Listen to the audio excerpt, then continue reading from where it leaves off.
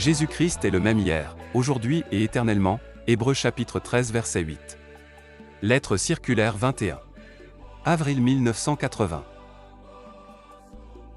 L'achèvement de l'Église des premiers-nés. Chers frères et sœurs, chers amis, je vous salue cordialement dans le précieux nom de Jésus-Christ. Nous voulons établir la méditation d'aujourd'hui sur l'Épître aux Hébreux chapitre 12, versets 22 et 24. Mais vous vous êtes approchés de la montagne de Sion, de la cité du Dieu vivant, la Jérusalem céleste, des myriades qui forment le cœur des anges, de l'assemblée des premiers-nés inscrits dans les cieux, du juge qui est le Dieu de tous. À première vue, il semble que ce serait dans le ciel que l'apôtre ait voulu représenter ici l'Église rendue parfaite, alors qu'en réalité, elle se trouvait encore sur la terre. C'est Paul qui reçut la révélation du mystère de l'Église, afin de l'amener jusqu'à son achèvement. C'est lui, justement, que Dieu a employé pour écrire les vérités profondes de la parole parmi lesquelles se trouvent l'élection, la prédestination, la transmutation et l'enlèvement. Ce que Moïse fut à l'assemblée d'Israël qui était l'assemblée appelée hors d'Égypte, dans l'Ancien Testament, c'est ce que Paul devait être plus tard à l'Église de Dieu, dans la Nouvelle Alliance. Nous méditons ces choses afin qu'aucune place ne soit laissée au doute et à l'incrédulité pour tout enfant de Dieu qui, sur la base du droit d'aînesse ainsi mis en évidence, a pris une position de foi. Dans le texte biblique ci-dessus, nous voyons que le mot « premier-né » paraît être en rapport avec l'Église du Dieu vivant. Examinons de plus près cette pensée, car dès le commencement, Dieu a placé une bénédiction toute particulière sur les premiers-nés. À vrai dire, la promesse qui leur était faite n'était liée à aucune condition, mais elle reposait sur la prédestination. Lorsque Dieu envoya Moïse auprès du souverain d'Égypte, il lui commanda de dire premièrement, « Ainsi parle l'Éternel, Israël est mon fils, mon premier-né. Je te dis, laisse aller mon fils, pour qu'il me serve. » Exode chapitre 4, verset 22. Le « Ainsi dit le Seigneur » se tenait avec Israël, et il se tient avec l'Église dès le commencement du message divin pour tous les premiers-nés, et il est valable pour tous les fils et les filles de Dieu jusqu'à la fin. Cela peut sembler quelque peu étrange à certains que non seulement les premiers-nés des fils, mais également les premiers-nés du bétail fussent considérés comme sanctifiés et dussent lui être consacrés. Cela a une signification toute particulière, car les premiers-nés du bétail étaient présentés comme sacrifice pour les premiers-nés d'Israël. Tu consacreras à l'Éternel, ton Dieu, tout premier-né mâle qui naîtra dans ton gros et dans ton menu bétail. Tu ne travailleras point avec le premier-né de ton buffle, et tu ne tondras point le premier-né de tes brebis. Tu le mangeras chaque année, toi et ta famille, devant l'Éternel, ton Dieu, dans le lieu qu'il choisira. Deutéronome chapitre 15, versets 19 et 20. Le peuple auquel Dieu avait inspiré le droit d'aînesse selon son libre propos devait offrir en sacrifice d'expiation les mâles premiers-nés du bétail et les manger dans le lieu qu'il avait déterminé.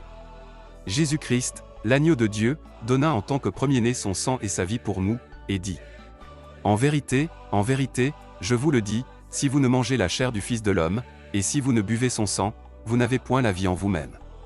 Celui qui mange ma chair et qui boit mon sang a la vie éternelle, et je le ressusciterai au dernier jour. » Jean chapitre 6, versets 53 et 54. Nous savons tous ce que cela signifie. La plupart des lecteurs de la Bible ne font pas attention à cette réalité fondamentale du premier-né, laquelle était déjà mise en évidence dans le premier sacrifice agréé par Dieu. Et Abel, de son côté, en fit une offrande des premiers-nés de son troupeau et de leur graisse. Genèse chapitre 4, verset 4. Pour celui qui veut être spirituel, se lève la clarté de la lumière au sein des plus profondes ténèbres. Abel, qui possédait le droit d'aînesse, apporta en offrande les premiers-nés les plus excellents de son troupeau. C'est par la foi qu'Abel offrit à Dieu un sacrifice plus excellent que celui de Caïn, c'est par elle qu'il fut déclaré juste, Dieu approuvant ses offrandes, et c'est par elle qu'il parle encore, quoique mort. Hébreux chapitre 11, verset 4. Personne n'eut à enseigner Abel. Dans sa signification biblique, la foi n'est pas un mot vide de sens dont chacun peut faire ce qu'il veut, mais c'est au contraire une révélation que Dieu donne concernant sa volonté.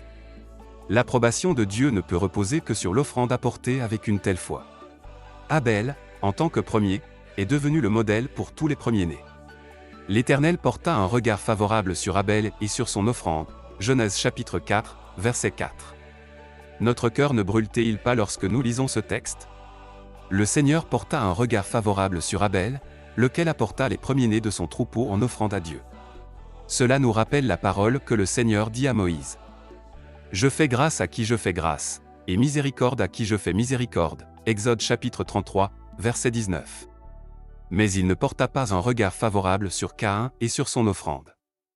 Caïn fut très irrité, et son visage fut abattu. Genèse chapitre 4, verset 5.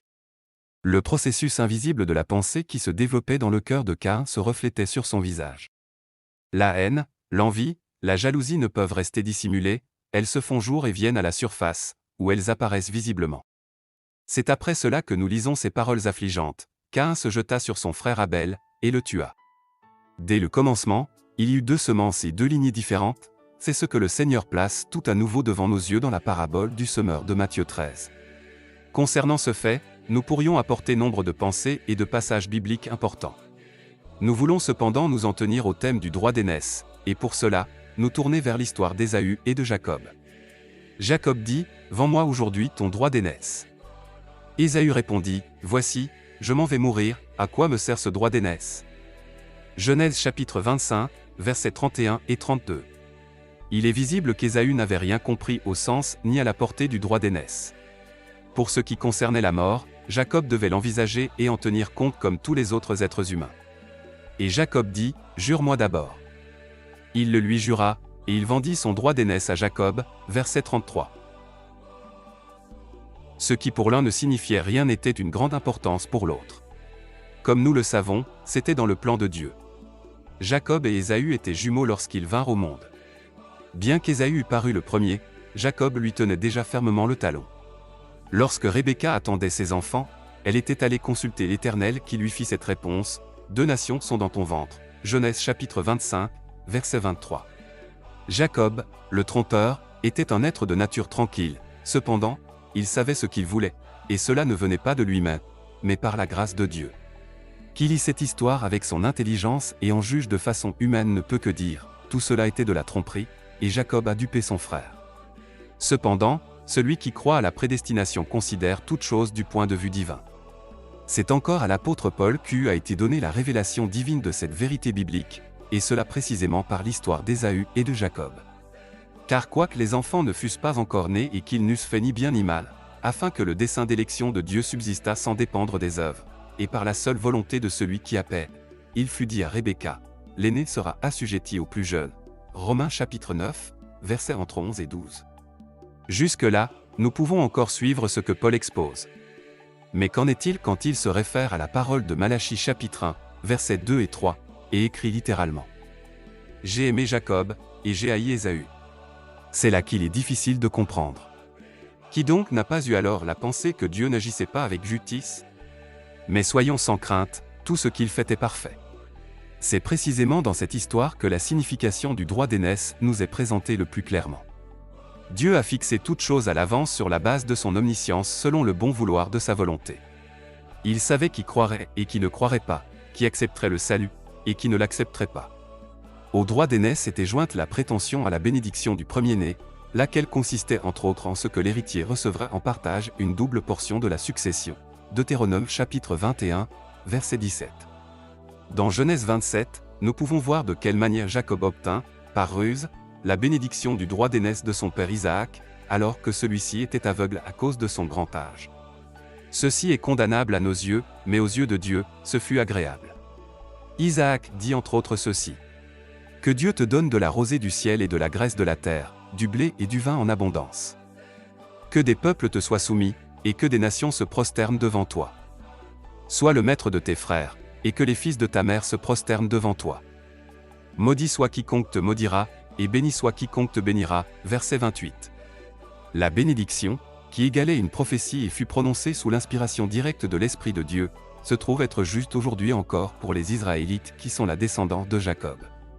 Celui qui bénit Israël est béni, celui qui le maudit est maudit.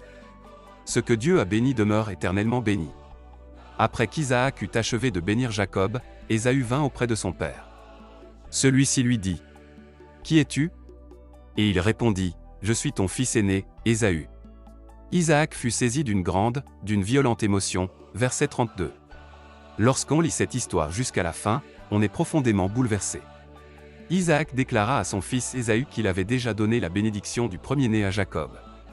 Lorsqu'Ésaü entendit les paroles de son père, il poussa de forts cris, plein d'amertume, et il dit à son père, « Bénis-moi aussi, mon père. » Verset 34. Il semble qu'il comprit subitement la valeur du droit d'aînesse. Que dut-il ressentir, lorsque vint la réponse? Ton frère est venu avec ruse, et il a enlevé ta bénédiction, verset 35. Tout d'abord, Jacob dépouilla son frère Ésaü de son droit d'aînesse, puis ensuite il le fit de la bénédiction du premier-né. Celui qui appartient au groupe des prémices aura la pleine bénédiction de Dieu. Ésaü dit à son père, « N'as-tu que cette seule bénédiction, mon père? Bénis-moi aussi, mon père. » Verset 38. Cette histoire nous montre l'importance du droit d'aînesse.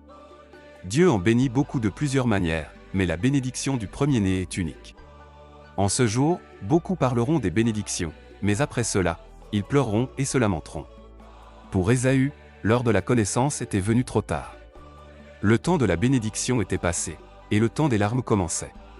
Il y en a beaucoup qui appellent Dieu leur Père, mais qui ne savent rien du droit d'aînesse de la véritable Église de Dieu, et qui n'aspirent pas à la bénédiction des premiers-nés, ou qui ne lui accordent que peu d'attention.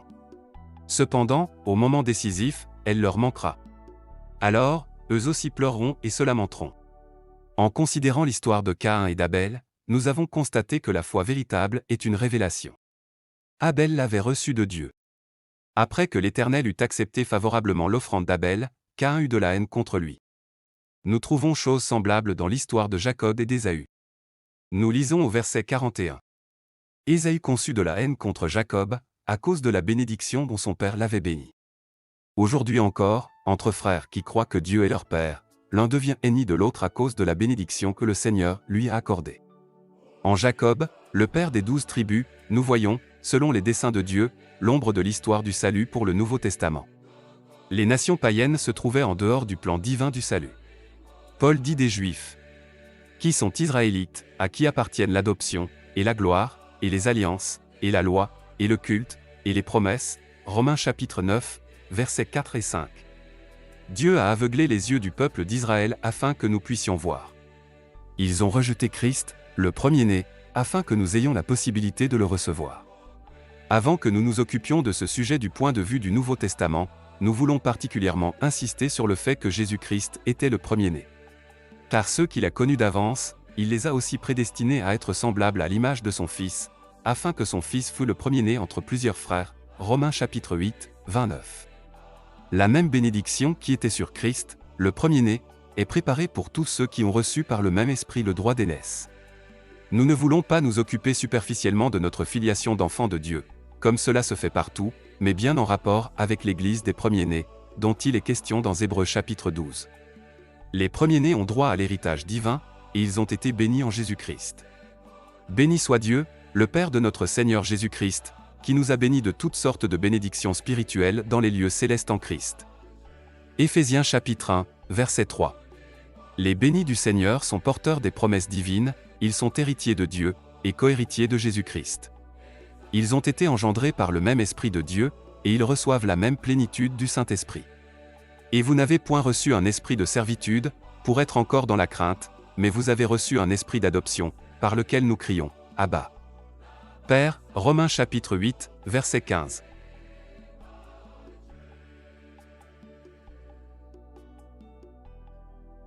Au chapitre 9 des Hébreux, il est d'abord parlé des offrandes qui étaient apportées dans l'Ancien Testament, puis il est question de Christ comme étant l'offrande de la Nouvelle Alliance.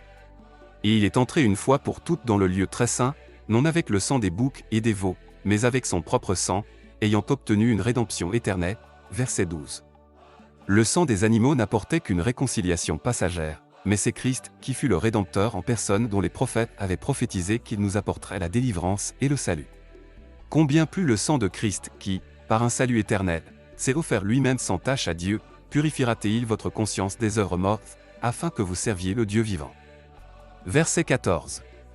Dans l'Ancien Testament, c'étaient les agneaux premiers-nés, sans défaut, qui étaient présentés temporairement pour l'expiation des premiers-nés d'Israël. Mais ici, c'est l'agneau de Dieu sans défaut, le premier-né, le Fils de Dieu, qui a versé une fois pour toutes son sang divin. À Golgotha, une parfaite délivrance a été accomplie pour tous les premiers-nés, qui sont amenés à la perfection pour toujours. Car, par une seule offrande, il a amené à la perfection pour toujours ceux qui sont sanctifiés. Hébreux chapitre 10, verset 14. Tous les premiers-nés sont délivrés, purifiés par lui au travers de son sang, sanctifiés par la vérité de sa parole révélée par l'Esprit, et ils sont parfaits en lui. Il se repose sur l'œuvre de rédemption parfaitement achevée par Dieu. Il nous a engendrés selon sa volonté, par la parole de vérité, afin que nous soyons en quelque sorte les prémices de ses créatures. Jacques chapitre 1, verset 18. L'agneau de Dieu, qui était sans défaut, nous a délivrés, nous qui étions tombés de la même manière que Jacob. Lui, qui était sans péché, nous a pardonnés par grâce, et fait d'eau du droit d'aînesse. Remarquez, il a donné son corps humain avec son sang divin, et comme il est écrit dans Hébreux chapitre 9, verset 14. Par un esprit éternel. C'est cette force de l'Esprit éternel de Dieu qui crée en nous cette nouvelle vie. La promesse du Père, le baptême du Saint-Esprit, dont le Seigneur Jésus a parlé, est la bénédiction des premiers-nés, et chaque croyant a droit à cela depuis la première prédication du jour de Pentecôte. Et ce n'est pas elle seulement, la création, mais nous aussi qui avons les prémices de l'Esprit. Nous aussi nous soupirons en nous-mêmes, en attendant l'adoption, la rédemption de notre corps. Romains chapitre 8, verset 23. Les croyants faisant partie des prémices reçoivent le Saint-Esprit comme don des prémices. C'est la bénédiction divine pour les premiers-nés. Celui qui a réellement la plénitude de l'Esprit verra aussi les mêmes répercussions surnaturelles de cet événement.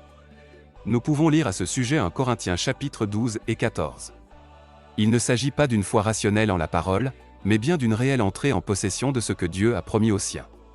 Bien qu'à Golgotha une rédemption de portée éternelle ait été accomplie, nous attendons cependant la réalisation définitive, c'est-à-dire la transmutation de nos corps mortels.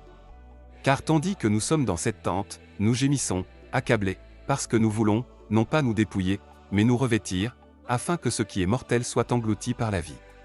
Et celui qui nous a formés pour cela, c'est Dieu, qui nous a donné les arts de l'esprit. 2 Corinthiens chapitre 5, versets 4 et 5. Tous ceux qui ont le droit d'aînesse reçoivent la promesse du Père, la bénédiction du premier-né, de la même manière qu'elle eut lieu au sein du christianisme original, le jour de Pentecôte et par la suite. L'esprit est le gage, les arts, le titre requis pour la transmutation de nos corps. Ce qui est arrivé avec Christ, les prémices, arrivera avec tous ceux qui, en tant que prémices, lui appartiennent. Mais chacun dans son rang, Christ comme prémisse, puis ceux qui appartiennent à Christ, lors de son avènement, 1 Corinthiens chapitre 15, verset 23. De la même manière que chaque promesse de la parole se rapportant à Christ, le chef de l'Église, s'est accomplie, ainsi s'accomplira pour tous les membres qui forment son corps chaque promesse. Notre destin final est que nous soyons pleinement transformés à son image. Aussi vrai qu'il reçut un corps de résurrection et fut enlevé dans la gloire, aussi certainement nos corps mortels seront-ils transmués pour aller à sa rencontre. Et si l'esprit de celui qui a ressuscité Jésus d'entre les morts habite en vous, celui qui a ressuscité Christ d'entre les morts rendra aussi la vie à vos corps mortels par son esprit qui habite en vous. Romains chapitre 8, verset 11. Depuis la fondation de l'Église du Nouveau Testament, les actes des apôtres et les épîtres subséquentes sont à notre disposition comme un témoignage de Dieu éternellement valable. L'Esprit de Dieu sera aussi agissant à la fin qu'au commencement, au travers des mêmes dons de l'Esprit et ministères. Dans la théorie, il peut y avoir sur la réception du Saint-Esprit différentes opinions, mais dans la pratique divine, les répercussions demeurent toujours les mêmes. Dans ce que Dieu fait, rien ne change. Pour ceux qui sont élus de Dieu, les prédestinés, les premiers-nés, le Saint-Esprit est le sceau de Dieu, lequel nous a aussi marqués d'un sceau et a mis dans nos cœurs les arts de l'Esprit. 2 Corinthiens chapitre 1, verset 22. Il ne s'agit pas seulement d'un sceau, mais de son sceau, non seulement d'un esprit, mais de son esprit. Il s'agit ici de l'assemblée des premiers-nés inscrits dans les cieux, de ceux qui ont été prédestinés, avant la fondation du monde, à être des fils et des filles de Dieu. Partout où il y a une effusion du Saint-Esprit, les rachetés sont baptisés dans un seul corps. Il ne s'agit pas seulement d'un baptême de l'Esprit, mais aussi d'un baptême de feu, par lequel tous les membres sont fondus pour former une unité, un ensemble, et devenir un organisme vivant du corps de Jésus-Christ. Selon Romains chapitre 5, verset 5, l'amour de Dieu est répandu dans nos cœurs par le Saint-Esprit. L'achèvement de l'Église des premiers-nés s'accomplira dans l'amour divin. L'amour de Dieu est le lien de la perfection, qui ne peut être brisé. Parce que nous sommes si proches du glorieux événement du retour de Jésus-Christ, et que nous pouvons compter en tout temps sur la transmutation et l'enlèvement de l'Église, nous devrions autant que possible lire journellement 1 Corinthiens 13, et implorer le secours de Dieu pour mettre en action sa parole. Que vous soyez seul ou que vous vous rassembliez avec d'autres frères et sœurs, nous souhaitons à tous les riches bénédictions de Dieu. Jésus vit. Il est ressuscité. Nous vous saluons sincèrement par la salutation qui fut la sienne. Que la paix soit avec vous. Unis dans l'amour de Dieu. Frère Franck.